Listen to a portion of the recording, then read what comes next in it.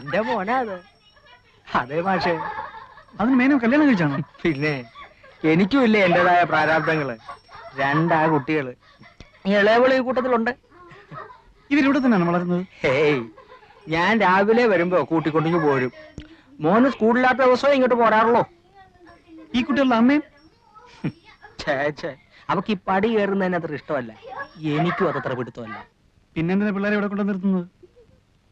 ആഹാരം നടക്കുമല്ലേ? ഇറക്കാൻ പറ്റുമോ മാഷെ? ചാലക്കുഴിയിലെ മെന്നായി പോയില്ലേ?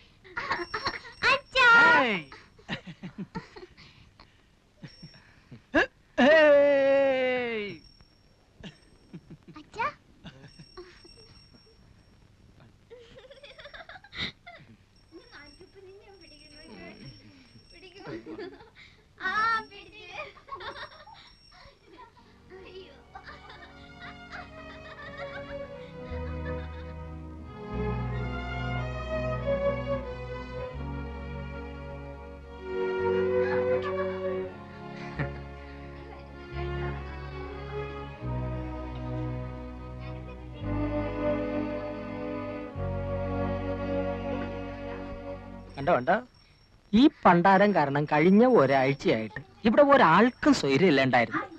ഇന്നിപ്പം മര്യാദയ്ക്ക് പോയി കാണേണ്ടവരെ കണ്ടു, ആളും മെരുക്കായി. അപ്പോഴും മാസ്റ്റർ അടുത്ത് ഇത്തിരി നേരം സംസാരിച്ചിരുന്നില്ലേ? ഇവിടെ വന്നിട്ട് ഇപ്പൊ പഠിച്ചു. അതല്ലേ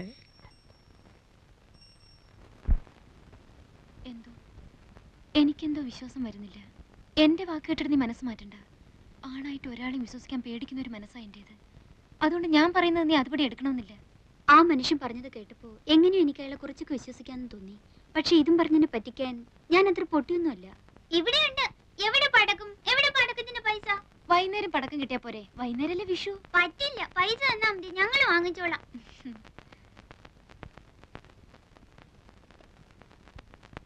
ഇപ്പൊ ഇതിന് വാങ്ങിയാ മതി. വൈകുന്നേരം ചേച്ചി അങ്ങാടിയിൽ അയച്ച് വേറെ വാങ്ങിപ്പിച്ചേരാം. നിറയെ വാങ്ങി തരാന്ന് പറഞ്ഞില്ലേ?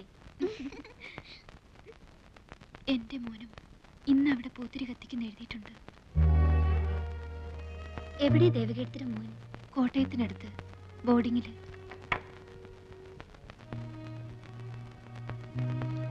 ദേ, ഇതാണ് എന്റെ മോൻ. മിടുക്കനാ പഠിക്കാൻ. ക്ലാസ്സിലെ ബെസ്റ്റ് സ്റ്റുഡന്റ് ആണ്. എവിടെ കുട്ടിയുടെ അച്ഛൻ?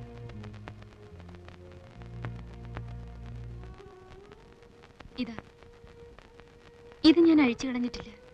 ഇതും വിശ്വസിച്ചിട്ടാണല്ലോ എല്ലാവരും വിട്ട് ഞാൻ ആ മനുഷ്യന്റെ കൂടെ ഇറങ്ങിപ്പോന്നത്. ആണായിട്ട് ഒരാളെ എനിക്ക് വിശ്വസിക്കാൻ പറ്റില്ല. ആ മനുഷ്യൻ കാരണമാണോ ദേവകീർത്തി ഇവിടെ എത്തിയത്? ആണോ എന്ന് ചോദിച്ചാ അതെ. പക്ഷെ ഞാൻ പറയാം എന്റെ മോൻ കാരണോ ഞാനിവിടെ എത്തിയെന്ന്. അവനില്ലായിരുന്നെങ്കിൽ പണ്ടേ ഞാൻ മതിയാക്കിയിട്ടുണ്ടാവും. വല്ല തീവണ്ടിയുടെ മുമ്പിലോ കയറിന്റെ തുമ്പത്തോ. ഞങ്ങൾക്ക് ആർക്കും ഇവിടെ രക്ഷപ്പെടണമെന്ന് തോന്നാറില്ല. ആകെയുള്ള രക്ഷ ഒരുപക്ഷെ ഇതായിരിക്കും. അതുകൊണ്ട് നിനക്ക് അങ്ങനെയല്ല, ഒന്നും നഷ്ടപ്പെട്ടിട്ടില്ലാത്തോളാം നീയെ. എങ്ങനെയെങ്കിലും നിനക്ക് ഇവിടെ ചാടാൻ കഴിഞ്ഞാൽ അതിലേറ്റവും സന്തോഷിക്കുന്നത് ഞാനും ആ പൊട്ടിപ്പെണ്ണൊക്കെ ആയിരിക്കും.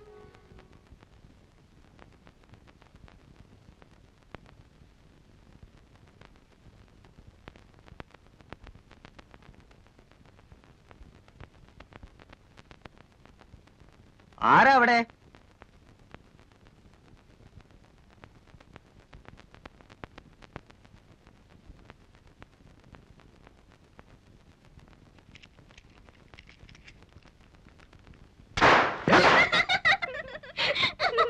എടാടാ, എങ്കി പിന്നെ ആ ചങ്ങായിന്റെ മൂട്ടിലൊന്ന് പൊടിച്ചോടാ.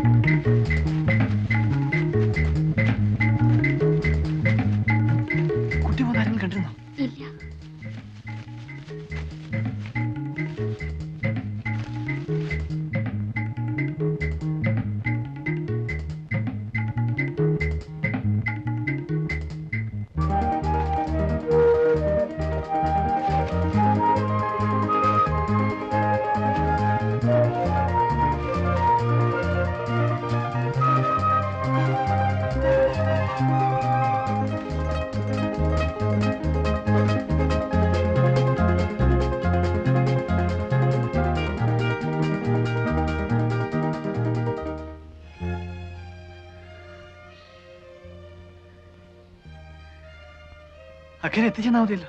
മതി.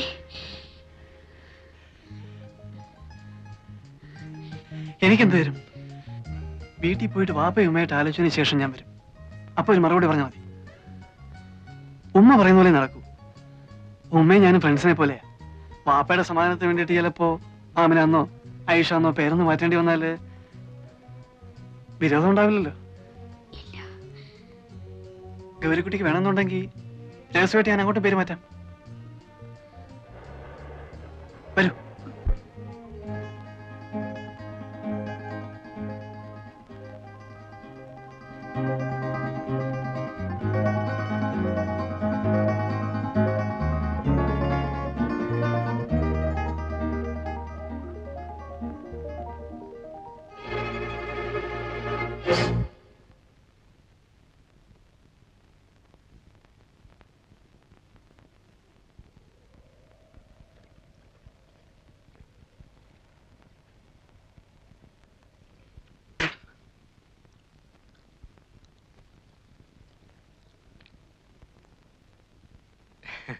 എങ്ങടാ മാഷേ?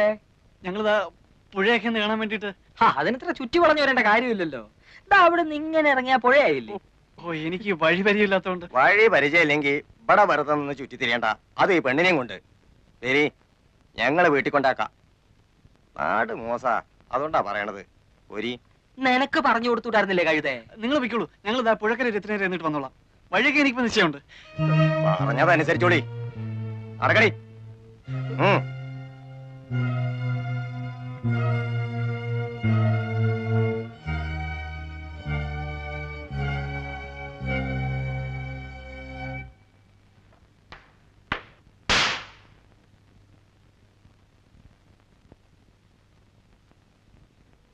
എന്താ മേന്നെ ഉറക്കമെന്ന് വെച്ചാ ഉറക്കം തന്നെയാ? മേന്നെ, ഏയ്, എന്തുറക്കമാണപ്പോ ഇത്? അല്ല നാരായണു, ഇരിക്കുക ഇരിക്കുക.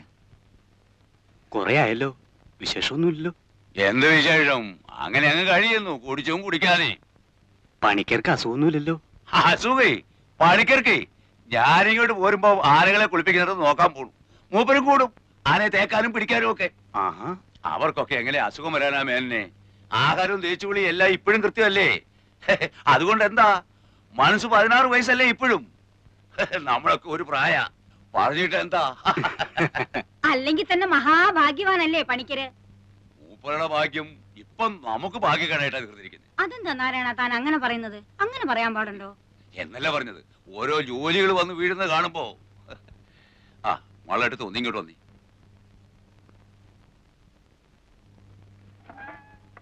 മാളുവേട്ടത്ത് ഈ പറയുന്നതൊക്കെ എനിക്ക് മനസ്സിലാകുന്നല്ലാതെ എനിക്കിത് വല്ലതും അവിടെ ചെന്ന് പറയാൻ ഒക്കോ? വേണമെങ്കിൽ ഞാൻ കൂടെ ഒന്ന് പണിക്കരോട് പറയാം. ഇനി ഇപ്പൊ നിങ്ങൾ എന്ത് പറഞ്ഞിട്ടും കാര്യമില്ല. മൂപ്പന്റെ അടുത്ത് കാലത്ത് നിങ്ങൾ ആ കുട്ടിയും കൂട്ടി പോയ വിവരം അവിടെ കൃത്യമായിട്ട് അറിഞ്ഞിരിക്കുന്നു. ഇവിടെ നിന്നല്ല, ഈ നാട്ടിൽ നടക്കുന്ന ഓരോ സംഗതികളും അപ്പോൾ അറിഞ്ഞുകൊണ്ടിരിക്കുക കക്ഷി. ഓള് മൂപ്പന്റെ അടുത്ത് പോയി, മാപ്പിളമാര് നിങ്ങൾക്ക് സപ്പോർട്ടായി, എല്ലാം അവിടെ അറിഞ്ഞിട്ടുണ്ട്. അല്ല നീ ഇതിപ്പോ... എനിക്ക് നിങ്ങളുടെ പൂരായി ഒന്നും കേൾക്കണ്ട. ഒരു കാര്യം ഓർത്തോളൂ, മൂപ്പൻ വിളിച്ചാൽ വരാൻ ഇവിടെ 100 മാപ്പിളമാരുണ്ടെങ്കിൽ പണിക്കര് വിളിച്ചാൽ വരാൻ ഇവിടെ 100 സഹായന്മാരുണ്ട്. ഇന്നലെ വരെ മാപ്പിളമാർ ഇവിടെ കയറി സൂര്യക്കേടുണ്ടാക്കാൻ നിന്നപ്പോ കാവല് കിടക്കാനും വെട്ടുകൊള്ളാനും 4 ഹിന്ദുക്കൾ വന്നത് ആര് പറഞ്ഞിട്ടാണെന്നാ നിങ്ങളുടെ ധാരണ? എനിക്കതറിയില്ലേ, നീ ഇതെന്താ? അതൊന്നും മറക്കാൻ പാടില്ല. ഭൂമിയോളം ക്ഷമിക്കുന്നവനാണ് അദ്ദേഹം. ഇതിപ്പോ എങ്ങനെയോ മൂപ്പർക്കൊരു തോന്നൽ വന്നിട്ടുണ്ട്, മാപ്പിളമാരുടെ മാത്രം സപ്പോർട്ട് കൊണ്ട് മാളുകെട്ടത് ഇവിടെ പിടിച്ചിരിക്കാനുള്ള ഭാവമാണ്. അത് നടക്കില്ല. എന്റെ ഗുരുവായൂരപ്പാ, ഞാൻ പറയണതൊന്നും മനസ്സിലാക്കാൻ നിങ്ങൾക്ക് ക്ഷമയില്ലാണ്ടായാലോ? അവളെ അയക്കാൻ എനിക്കെന്തിനാ മനപ്രയാസം? കെട്ടിക്കാൻ നിർത്തിയിരിക്കുന്ന കുഞ്ഞുമോളൊന്നും അല്ലല്ലോ. അവളുടെ സ്വഭാവം ശരിയല്ല നാരായണ, അതുകൊണ്ടാ ഞാൻ പറഞ്ഞില്ലേ. സ്വഭാവമൊക്കെ നേരെ ആയിക്കൊള്ളും. മൂപ്പം പാവമായതുകൊണ്ട് അവള് വിദ്യ കാട്ടി ഇങ്ങോട്ട് പോകുന്നു. ഇവിടെ അങ്ങനെ ചോദ്യം പഠിച്ചിട്ടൊന്നുമില്ല. മൂപ്പനെ ദേഷ്യം പിടിപ്പിച്ചാലേ കാലത്തെ പെണ്ണ് തലയില്ലാതെ പുഴക്കര കിടക്കും, അറിയോ? അതും എന്റെ കൈ കൊണ്ട് തന്നെ ചെയ്യേണ്ടി വരും. എന്റെ ഈശ്വര, അതല്ല, മാളുവേട്ടത്തെയാണ് ഇതിൽ സൂത്രം കളിച്ച് പെണ്ണിനെ പറഞ്ഞു വിടാതെ പിടിച്ചു നിർത്തിയിരുന്നെങ്കിൽ അതിനുള്ള വിവരം എന്താണെന്ന് വെച്ചാൽ അതും ഇന്ന് രാത്രി തന്നെ കക്ഷി ബോധ്യപ്പെടുത്തി തരും. ഞാൻ പറഞ്ഞില്ലെന്ന് വേണ്ട, അതിനുള്ള പുറപ്പാടാ അവിടെ. ഓഹോ, ഇപ്പൊ സപ്പോർട്ടുകാരെയല്ല ഒപ്പം തന്നെ താമസിപ്പിച്ചിരിക്കുക. ഒന്ന് നിർത്തണ്ട നാരായണ. നിങ്ങൾക്ക് എപ്പോഴാ സൗകര്യം എന്ന് വെച്ചാൽ ഈ അശ്രീരത്തിന് ഇവിടുന്ന് പിടിച്ചോണ്ട് പോയിക്കോളൂ. കൊല്ലുകയോ കൊല്ലാതിരിക്കയോ.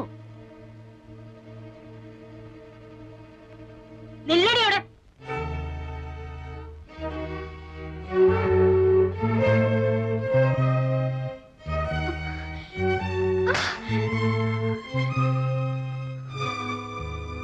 സാമർത്ഥ്യം കാട്ടുക. അല്ല ഞാൻ പറഞ്ഞോണ്ടാ കുട്ടി. മോനോടൊന്നും ചോദിച്ചില്ല, ഇപ്പൊ ഇവിടെ ഒന്നും പറയുകയും വേണ്ട. നടക്കടി. നാരായണൻ ഇരിക്കെ.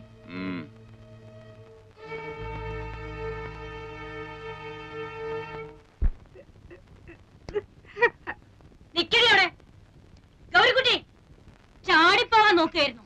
ആയിരുന്നെങ്കിൽ പറയുന്നു. ഈ വളപ്പിനുള്ളിൽ ഒരാൾ എന്നോട് ഇന്ന് വരെ ഒരു അക്ഷരം ഓർത്ത് പറഞ്ഞിട്ടില്ല. അറിയോ നോക്ക്. നന്ദി കേട്ടവളി. കാശ് കാണിക്കുമ്പോൾ കൈനീട്ടി വാങ്ങിയിട്ട് ഇപ്പൊ നാട്ടിലെ 2 ജാതിക്കാർ തമ്മിൽ വെട്ടും കുത്തും. ഇന്ന് അവസാനിപ്പിക്കും ഞാൻ. നാരായണ, എടാ നാരായണ, എന്താണെന്ന് വെച്ചാൽ നേരിട്ടങ്ങ് പറഞ്ഞോളൂ. ഞാൻ പറയുമ്പോ നിങ്ങൾക്ക് ഒരു അവിശ്വാസമല്ലേ? നടക്കടി.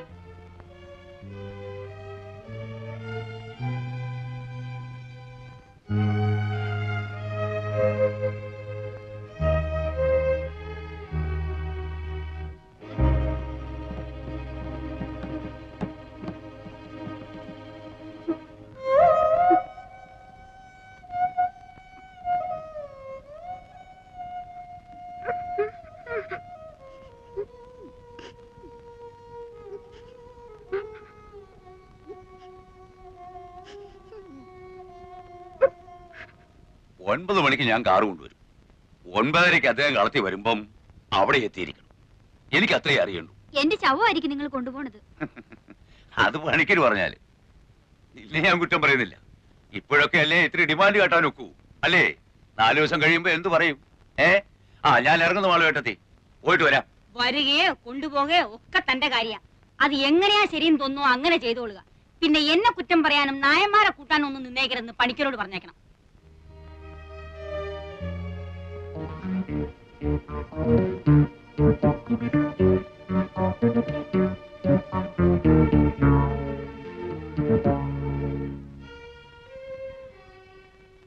പണിക്കര് അങ്ങേര് പറയണത് അങ്ങോട്ട് അനുസരിക്കായിരിക്കും നല്ലത്.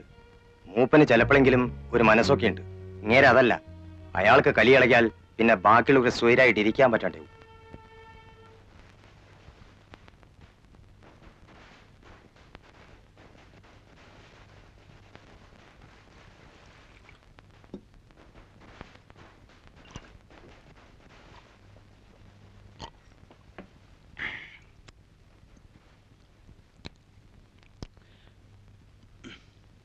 ദേവക എപ്പോഴെങ്കിലും മദ്യം കഴിച്ചിട്ടുണ്ടോ? അയ്യേ, കഴിച്ചിട്ടേ ഇല്ല. ഇല്ല. അപ്പൊ അതാ നമ്മൾ തമ്മിൽ ചേരാത്തത്. കള്ളു കുടിക്കുന്ന പെണ്ണുങ്ങളോട് മാത്രമേ എനിക്കിഷ്ടമുള്ളൂ. കള്ളിന് മാത്രമേ ഇഷ്ടമുള്ളൂ. അത് പറയാൻ എന്തിനാ മടിക്കുന്നത്? എന്തിനാ ഇപ്പൊ ഇങ്ങോട്ട് വന്നേ? ഞാൻ പിള്ളേരെ കൊണ്ടുവന്നല്ലേ. ഹോ, ഒരു വയസ്സൻ.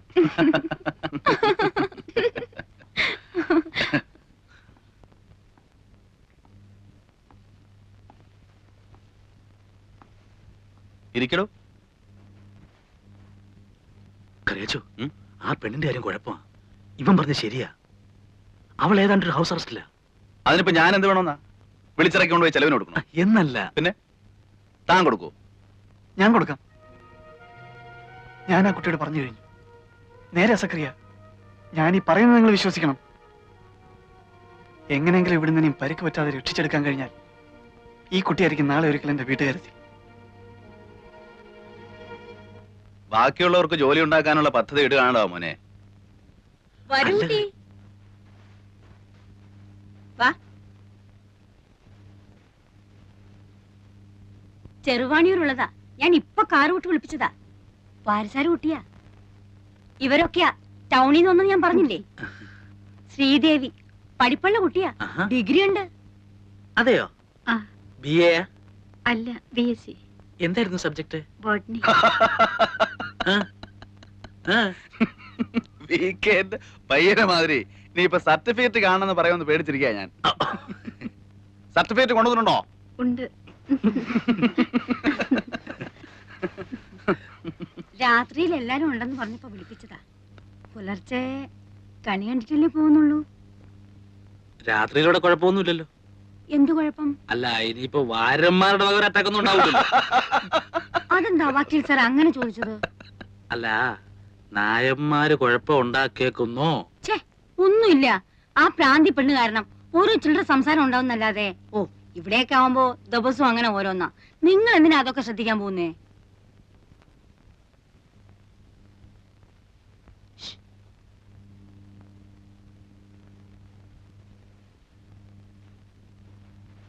രാത്രി മീനോ മറ്റോ വാങ്ങിക്കണ്ടേ? പെൺകുട്ടിയെ വിളിപ്പിച്ച ടാക്സി നിൽക്കുകയാണ്. അപ്പോ ഈ മറ്റേ പെണ്ണ് കാര്യം എങ്ങനെ? ആ, നമ്മുടെ ഗൗരിക്കുട്ടിയുടെ. ഓ, അതിനെ ഞാനങ്ങ് പറഞ്ഞു വിടുകയാണ്. ബുദ്ധിക്ക് സ്ഥിരതയില്ലാത്തവനൊക്കെ പിടിച്ചു നിർത്തിയാ മറ്റുള്ളവർക്കാ പാട്.